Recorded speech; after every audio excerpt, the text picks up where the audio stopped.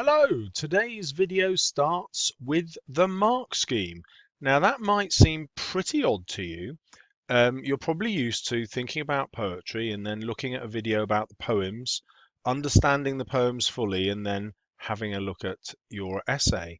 However, in this exam, I don't think that's the best way to revise. I actually think you really need to think about the comparison essay as a thing to revise in itself. You don't actually need to know that much about the poems to do this essay. You get many more marks for how you compare. So I'm going to show you that using the mark scheme. And I'm going to translate the mark scheme for you here. And then finally, I'm going to show you an essay written by a teacher in my school to show you both how to get 100% and also the kinds of mistakes that you might be making in your revision. Okay, well, the examiner marks from left to right. So our first job is to be convincing. And the easiest way to do that is to begin with your interpretation of what the poet's purpose is at the beginning. And then the second thing you have to do is be critical. And in order to be critical, you need to reach a judgment. And the best place to do that is at the end of your essay. So those two things, looking at the poet's purpose, reaching a judgment at the end of your essay, will be critical to your getting a level 6. Well, these just explain what being critical and convincing are. You must be exploratory.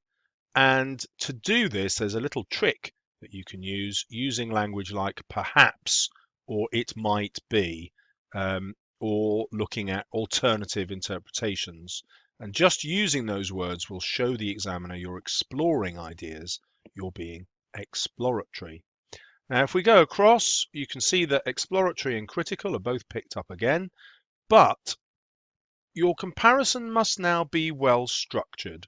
So let me pause here. Okay, here's the exam answer. My color coding just shows you yellow when the writer is talking about My Last Duchess, green when they're writing about Ozymandias, just so you can see how an essay is structured. Now, I teach my students to go from one poem to the next, and you can see that this teacher, in fact, has got carried away with all the stuff that he knows about My Last Duchess, and is writing too much about it before he then goes on to compare with Ozymandias. Then he gets back to a much more, what's the word, expert sort of structure where he makes a point about the one poem and then contrasts it or compares it immediately to the next poem. Now, he gets away with this because he's managed to write 821 words, because after all, he's a teacher with an English degree. However, you might not be writing anywhere near as much as that. In which case, if you got bogged down in a section like this yellow bit here, where you start telling us everything you know about My Last Duchess, you'll actually lose marks. And that's one of the reasons I said that you don't need to know the poem too well necessarily to get brilliant marks. In fact, knowing the poem too well could lead you astray, as I've shown you here. Okay, the next big thing in the examiner's head is this idea of a conceptualized approach. What on earth does that mean? Well, it means if you think of the poem as a concept, an idea that the poet is trying to educate the reader with or persuade the reader with, then immediately you go back to the poet's purpose. And when you're writing about the poet's purpose, you are being conceptualized. Now, to do that, you really need more than one purpose to the poet writing this poem, and I'll show you how that's done. Okay, the other thing I've done is I've visited the AQA site and looked for this document, the examiner's commentary and sample answers. So they have one on this very question. I've made a video about it. I'll put a link in this video later. But from this, I've been able to infer what the examiners are really thinking. And here is that summary. Compare each poem at the very beginning, but to be conceptualized, you then want to say how, although they're very similar, there are crucial differences within that similarity if you can. That will show a sophisticated level of comparison. Then you're going to link to the poet's purpose in each poem, which again will be informed by that difference. You know, there'll be a difference in the way they're presenting things because they have different purposes. Then when we look at the structure, have you seen with my yellow and green, make a point about one poem and then compare the same point in another poem, saying how it's similar or different. You must quote in each paragraph, unless you're writing about structure, of course, but otherwise you must always quote. I don't think the poem I'm going to show you has enough quotations in it, in sections. Then you need to keep referring to the poet's intentions as you write. Now, this is quite an interesting idea that comes from the AQA examiners, and they talk about being outside or inside the poem. So students who are inside the poem write about the character and the language, but students who are outside the poem relate what they've written about the character or the language to the poet's purpose. There's this phrase about seeing the text as a construct, something that the writer has put together for a reason. They're constructing an argument or something that's going to get you to see the world differently. And that's what poems do. They're just there to make you see the world in a different way. They're magical that way. I love poetry. Okay, number 7, use tentative language. Now, this is a bit of a cheat, really. You know, when you're writing, you might very well think you've come up with a brilliant interpretation and say so. And why not? Well, because the examiners want you to say perhaps. So you come up with a brilliant interpretation, but you say perhaps this. And the reason that they like that is it shows that you're exploring ideas. It kind of suggests that you're aware other interpretations are possible. It's just a trick, but it meets that idea of being exploratory, which you remember was in the level 6, so do it. And then finally, have an evaluative comment at the end in your conclusion, because that comment shows that you're being critical. You're weighing things up and deciding on something at the end. Okay, well, I will do a companion piece to this video where I read the whole essay to you, but that will make this video too long. So I'm just going to pick out the features of the writing here. So let's look at the beginning. Both My Last Duchess and Ozymandias are based around pieces of art which the main subject of the poems have commissioned or had produced to order. So that's one similarity. Both the main characters are men, that's the second similarity, who have used art, third similarity, to display their wealth and power, 4 similarities right at the very beginning. Okay, so that's powerful. He hasn't then gone on to find a difference, as I recommended, but because he's got so many similarities, he is showing that he's conceptualized and has a very detailed exploratory response. Okay, the other thing I want you to notice is the titles of the poems. Actually, I've made some mistakes here. I'll just correct them.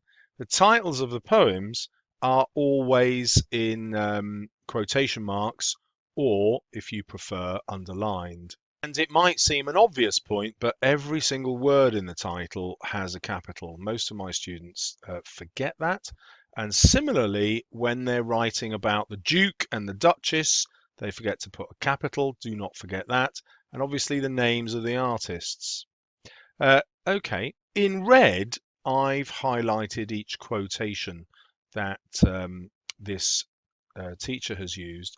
Now, I train my students to have embedded quotations, which means the quotation fits into the sentence and makes sense inside the sentence, which it does here.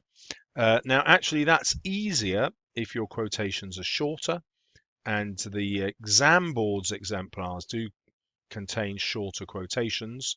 If we scroll down, you'll see how he does it here.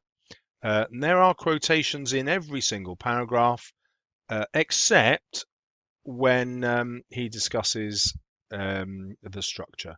So you can see the quotations get shorter as he gets further in to the exam.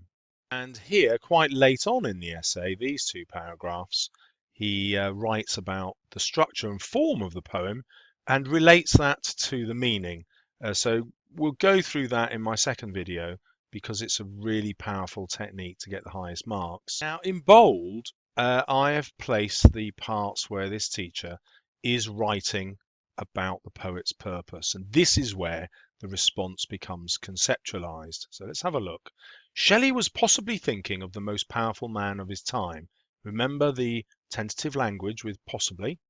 Napoleon Bonaparte, the French emperor, as a comparison with the long-dead pharaoh Ramesses II, the original Ozymandias. And this is another good way of bringing in the context. You make it relevant to your point. You don't bring in context just to show you know about the background of the time. Then we can see here, the context of the Middle Ages when Browning set his poem is a time when girls and women were virtually sold by their families and could be dispensed with by their husbands if they did not please them. Now that's a good point. However, I think it would be even better if he had then related that to the time at which Browning is writing, the beginning of the 1800s, because that will show that these issues are still relevant, and Browning is attacking them because he's really saying, look how antiquated these views are. They were around in the Middle Ages. Have we not made any progress at all? Again, this whole section I'll read properly in the next video, but you can see is entirely about the poet's purpose, and this idea of appalling the reader and therefore getting us to see society in a different way. So hopefully this short glimpse has shown you how to conceptualize by dealing with the poet's purpose. And you can see that his conclusion is entirely about the poet's purpose. And he's done in his conclusion what I suggested at the beginning. So there are similarities, but then within that similarity, he has found a difference. And that again shows a conceptualized response. And that's probably the easier way around to do it, because once you've written about the poems for 40 odd minutes or so, you will be much more attuned to what the differences are. The great thing about that is it means you don't have to plan the essay to start with. And while I'm on the subject of planning, because I'm suggesting to you that you can, here we go, make a point in one poem and then compare it in the other, you can kind of work your way through one poem, make a point about it, and then flick to the other poem in your mind, obviously, because it's not in front of you in the exam, and think, right, what's similar or different? And so your structure is basically dictated by the poem that's in front of you.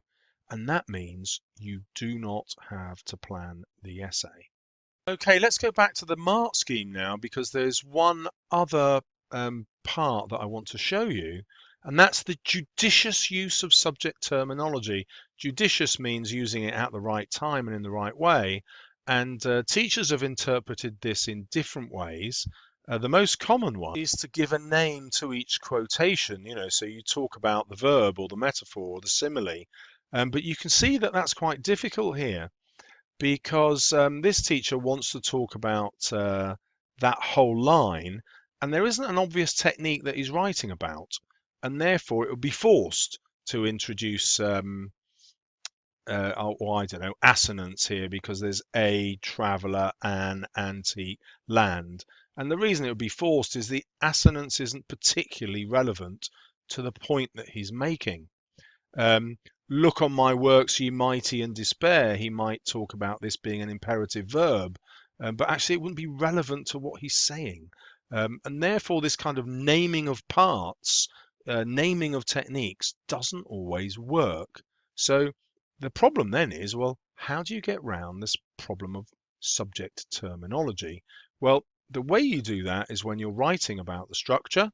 So if I come down to this section here about structure, you can see that there are no quotations at all, apart from that single word there. But here comes the terminology: rhyming couplets, dramatic monologue, enjambment, speech, persona or voice. And if we come down here, it'll be the same: the sonnet form, the verse form, the rhyme. And so that's another reason why you should include some sort of analysis about structure, because it will give you that terminology that gets you the highest marks. Now, because this teacher knows he can get to 821 words, he's got full confidence in examining the structure late in his answer. But my advice to you is that you deal with it much earlier in your answer, because you won't be able to write as much, probably. However, if you practice writing under exam conditions, there is no reason why you shouldn't be able to get to close to 800 words. The final thing you have to do to get there is to learn the poem by heart.